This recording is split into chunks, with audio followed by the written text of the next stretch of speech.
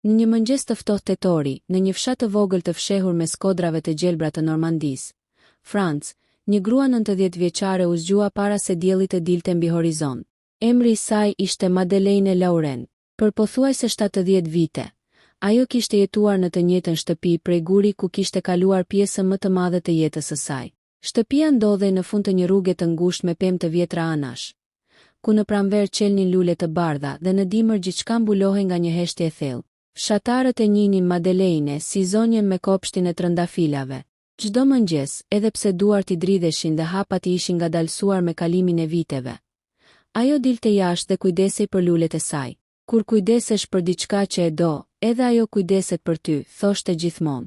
Por askush në fshat nuk e dinte se pas buzëqeshjes së saj të qetë fshihej një histori që ajo e kishte mbajtur të fshehtë për më shumë se 7 dekada. Një histori dashurie, një histori humbjeje, dhe një pyetje që nuk kishte marrë kurrë përgjigje.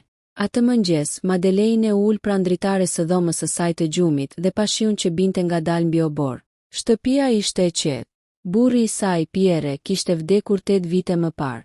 Ata kishin qenë të martuar për më shumë se 60 vjet. Për shumë njerëz, një martesë 60 vjeçare do të ishte historia më e madhe e dashurisë që mund të tregohej.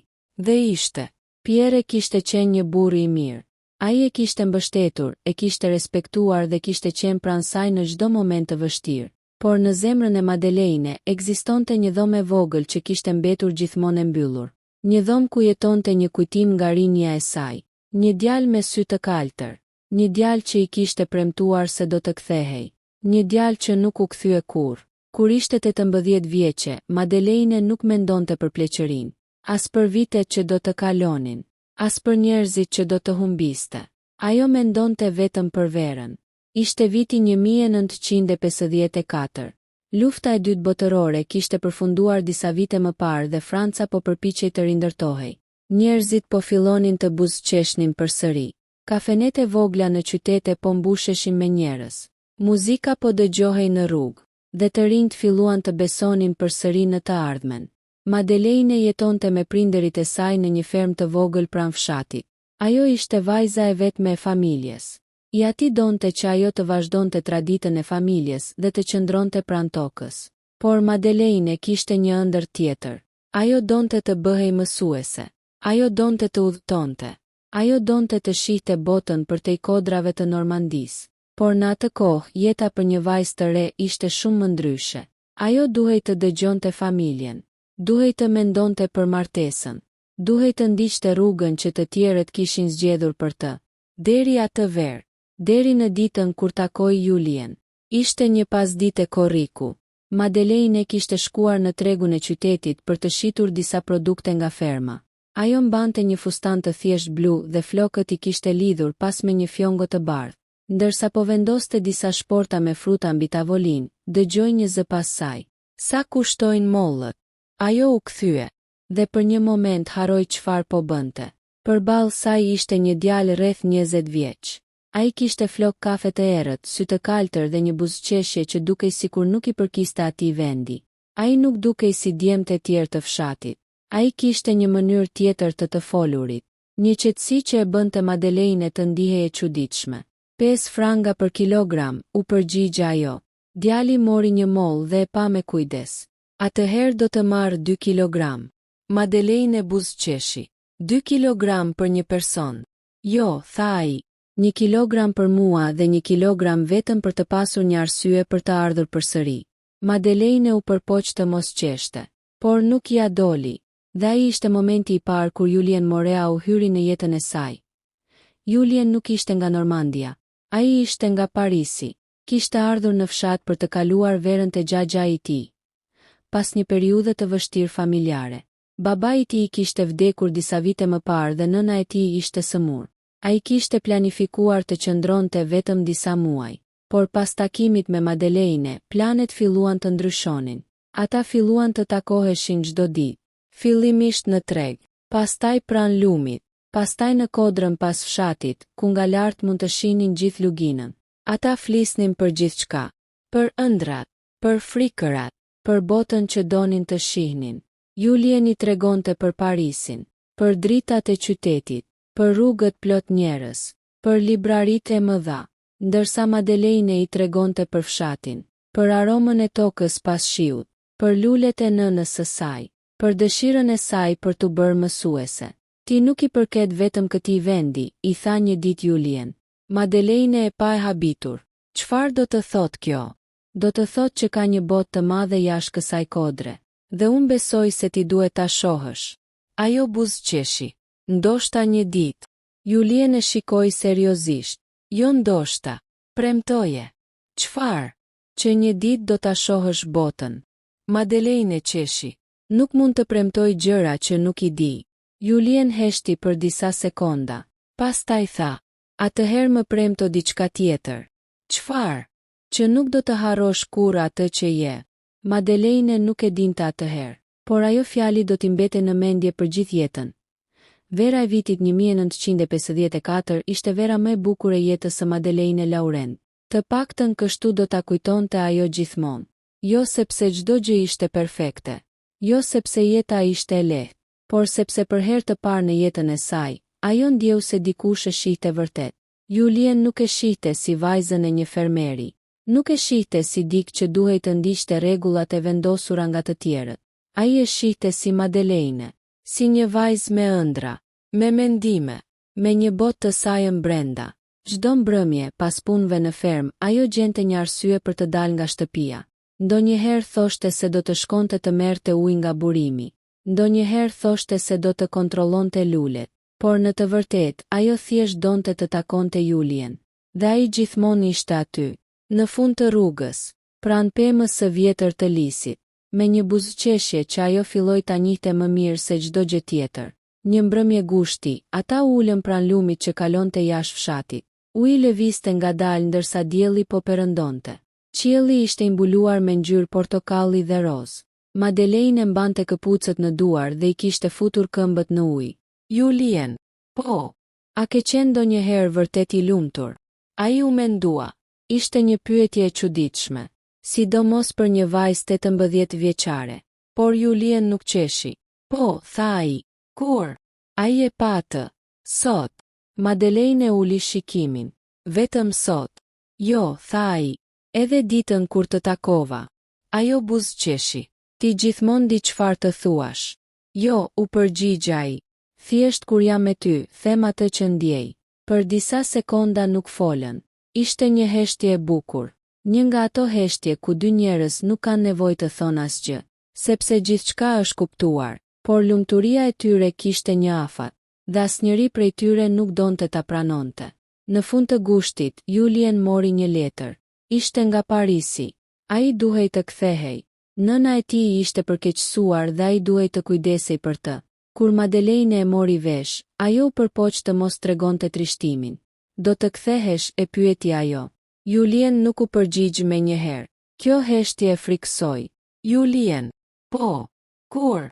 Sa më shpejt të mundem. Por në zërin e tij kishte diçka. Diçka që Madeleine nuk donte ta dëgjonte. Frikë. Natën para largimit të tij, ata u takuan për herë të fundit pranë pemës së lisit. Ishte errësirë.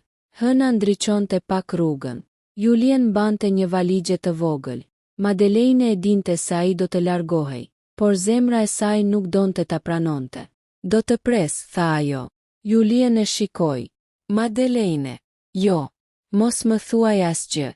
Vetëm më premto që do të kthehesh. Ai ju afrua. I mori duart. Do të kthehem. Këtë ma premton. Po. Ajo nxori nga xhepi një shami të vogël të bardhë. Në të kishte qëndisur një lule të vogël blu. Merre. Julien e mori. Që të më kujtosh. Jo, tha Madeleine. Që të mos harrosh se dikush po të pret. Ai e futi në xhep, pastaj nxori diçka nga palltoja e tij. Një letër. Çfarë është? Diçka për ty. Një letër. Po.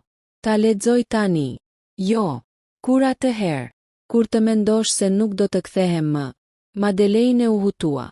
Por pse do të mendoja kështu? Julien nuk foli. Vetëm e përqafoi. Një përqafim i gjatë. Një përqafim që ajo do ta kujtonte edhe pas 90 vitesh. Të nesërmen në mëngjes, Julien u largua, dhe Madeleine qëndroi pranë rrugës duke parë makinën e vjetër që largohej. Ajo priste që ai të kthehej pas disa javësh. pastaj pas disa muajsh, por ditët kaluan, pastaj javët, pastaj muajt, dhe Julien nuk u kthye. Në fillim Madeleine besonte se kishte ndodhur diçka. Ndoshta letra kishte humbur, ndoshta ai ishte sëmur, ndoshta nuk ishte mundur të udhëtonte. Por babai i saj kishte një mendim tjetër. Duhet të vazhdosh jetën, i tha ai. Ai më premtoi. Shpesh njerëzit premtojnë gjëra kur janë të rinj. Ai nuk ishte si të tjerët. Babai i saj heshti, sepse e dinte që disa dashuri nuk shpjegohen. Kaluan 2 vite. Madeleine ishte tashmë 20 vjeçe. Ajo ende e mbante letrën e Julien, por nuk e kishte hapur kur, sepse kishte frikë. Frikë se ajo letër do t'i tregonte se ai e kishte harruar. Ose më keq, që nuk e kishte dashur kur. Nëna e saj e këshilloi disa herë. Hape, bi. Jo. Por pse? Sepse nëse është diçka e keqe, atëherë do të humbas edhe kujtimin e fundit që kam. Nëna e saj nuk insistoi më. Në vitin 1958, Madeleine takoi Pierre. Ai ishte një burr i qetë. Punonte si inxhinier dhe kishte ardhur në fshat për një projekt ndërtimi. Ndryshe nga Julien, Pierre nuk fliste shumë. Ai nuk premtonte gjëra të mëdha, por ai ishte aty, gjithmonë. Kur Madeleine ishte sëmur, ai kujdesej për të. Kur babai i saj vdiq, ai qëndroi pranë saj. Kur ajo qante fshehurazi për një të kaluar që nuk mund ta kthente, ai nuk e pyeste. Ai thjesht e përqafonte. Dhe ngadalë Madeleine kuptoi diçka. Dashuria nuk është gjithmonë ajo që të merr frymën. Ndonjëherë është ajo që të jep mundësi të marrësh frymë.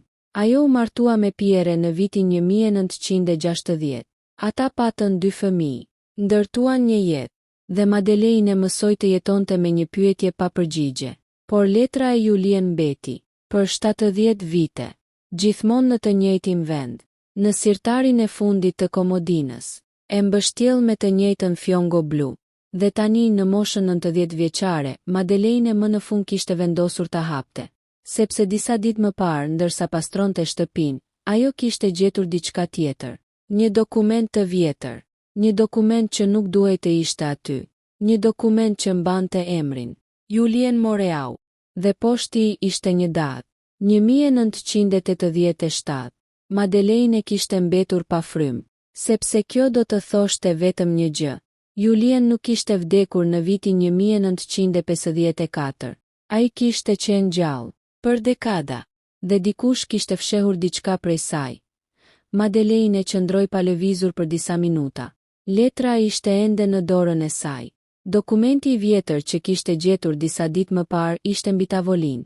Ajo e shikonte emrin, Julien Moreau, një emër që kishte mbetur i varrosur në kujtesën e saj për më shumë se 70 vjet. Duart i dridheshin, jo vetëm nga mosha, por nga një ndjenje që ajo nuk e kishte përjetuar prej shumë kohësh. Shpresa. Ishte një ndjenje e çuditshme për një grua 90 vjeçare. Në atë moshë, shumica e njerëzve nuk presin më përgjigje nga e kaluara. Ata mësohen me pyetjet pa përgjigje, me njerëzit që nuk u kthyen, me fjalet që nuk u than. Por Madeleine nuk mund ta hiqte nga mendja një pyetje të vetme. Nëse Julien ishte gjallë, pse nuk ishte kthyer? Ajo mori dokumentin dhe afroi pranë syve. Ishte një kopje e një regjistri të vjetër spitalor. Në fund të faqes ishte shkruar: Julien Moreau, Paris 1987. Zemra e saj filloi të rrihte më shpejt. Kjo do të thoshte se Julien kishte jetuar edhe 30 vite pas ndarjes së tyre. 30 vite gjatë të cilave ai mund ta kishte kërkuar. 30 vite gjatë të cilave ai mund të kishte shkruar. 30 vite gjatë të cilave ajo kishte besuar se ai e kishte harruar. Për herë të parë pas shumë vitesh, Madeleine vendosi të kërkonte përgjigjen. Ajo thirri nipin e saj, Thomas. Thomas ishte një djalë 30 vjeçar që punonte në Paris si gazetar. Ai ishte i vetmi në familje që dinte sa shumë rëndësi kishte e kaluara për gjyshen e tij. Kur mbërriti në shtëpi, ai e gjeti Madeleine ulur pranë tavolinës. Përpara saj ishte letra e vjetër. Gjyshe. Ajo ngriti syt. Thomas, kam nevojë për ndihmën tënde. Ai u ul pranë saj. Çfarë ka ndodhur? Për disa sekonda Madeleine nuk foli. Pastaj i dha dokumentin. Thomas e lexoi. Pastaj pa gjyshen e tij. Julien. Ajo tundi kokën. Dashuria ime e parë. Thomas ishte i habitur. Ai e kishte dëgjuar emrin Julien vetëm një herë më parë, kur ishte fëmijë, por gjyshja e tij nuk kishte folur kurrë për të. Ti nuk më ke treguar kurrë këtë histori. Madeleine e buzëqeshi me trishtim, sepse disa histori nuk mbarojnë kur njerëzit largohen. Po kur mbarojnë?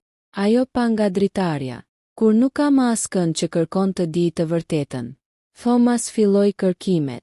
Ai përdori arkivat, regjistrat publik, dokumentet e vjetra, dhe pas disa javësh ai gjeti diçka. Një adres në jug të Francës.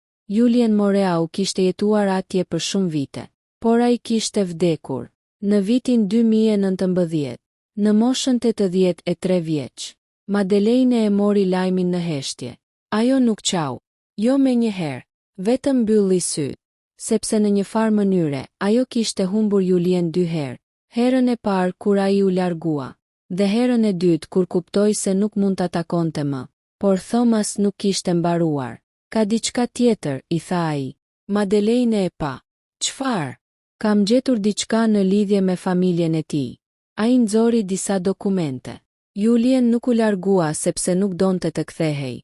Ajo nuk lëvizi. Atëherë pse? Thomas mori frymthell, sepse ai besonte se ti nuk doje më ta shihje. Madeleine u ngrir. Çfarë? Sipas dokumenteve dhe disa letrave që Thomas kishte gjetur, Julien ishte kthyer në Normandi vetëm disa muaj pas largimit, por ai nuk kishte ardhur te shtëpia e Madeleine. Ai kishte shkuar te një person tjetër, baba i saj. Atë ditë ai kishte kërkuar lejen për të martuar me të, por përgjigjja që kishte marrë kishte ndryshuar gjithçka. Baba i Madeleine i kishte thënë se vajza e tij kishte vazhduar jetën, se ajo nuk donte më të jetonte me një ëndër, se ajo kishte vendosur ta harronte. Por kjo nuk ishte e vërtetë. Madeleine mbuloi gojën me duar. Jo, zëri i saj ishte i dobët. Babai im nuk do ta bënte kurrë këtë. Thomas heshti, por dokumentet flisnin vetë. Në një letër të vjetër nga Julien drejtuar mikut të tij, ai kishte shkruar: Unë u ktheva për të, por familja e saj më tha se Madeleine kishte zgjedhur një jetë tjetër.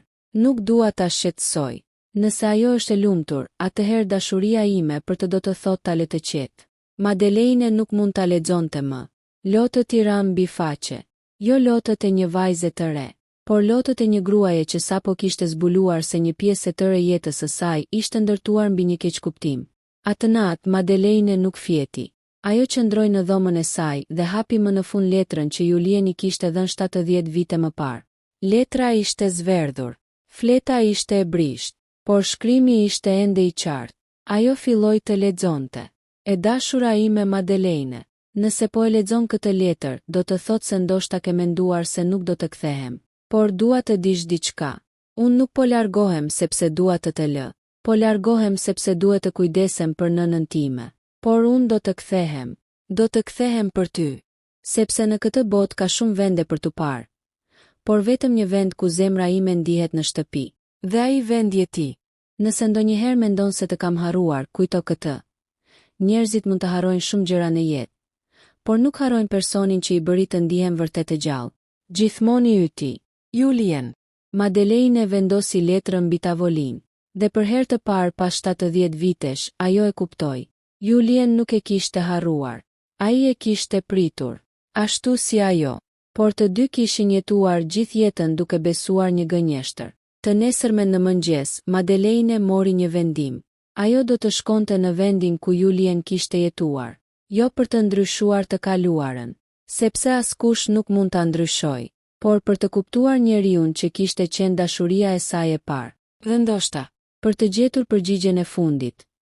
Udhëtimi drejt jugut të Francës ishte më i vështirë nga sa kishte imagjinuar Madeleine.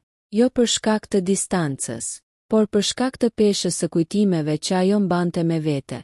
Për 70 vite, ajo kishte jetuar me një histori të thjeshtë. Julien ishte larguar. Julien nuk ishte kthyer. Julien kishte zgjedhur një jetë tjetër.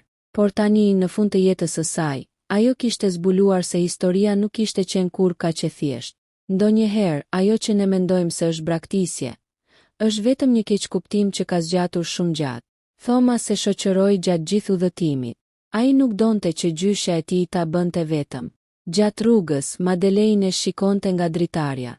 Fushat ndryshonin, fshatrat bëheshin më të vegjël, por në mendjen e saj, ajo ishte përsëri ajo vajza 18 vjeçare që qëndronte pranë lumit me Julien. Ajo ende mund ta dëgjonte zërin e tij. Premtoje që nuk do të harrosh atë që je. Ajo nuk e kishte harruar, por kishte harruar një gjë tjetër, se edhe ai ishte dikush që meritonte të kujtohej.